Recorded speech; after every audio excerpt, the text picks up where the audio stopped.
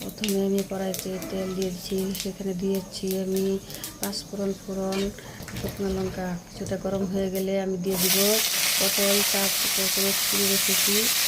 এখন কিছু সময় ভাজা ভাজা হয়ে গেলে হলুদ লবণ দিয়ে দিচ্ছি। এখন কিছু সময় আমি নাড়াচাড়া করব। ভাজা ভাজা হয়ে গেলে আমি পেস্ট করে রেখেছিলাম পোস্ত, কাঁচা লঙ্কা আর অল্প হালকা জিরে গুঁড়ো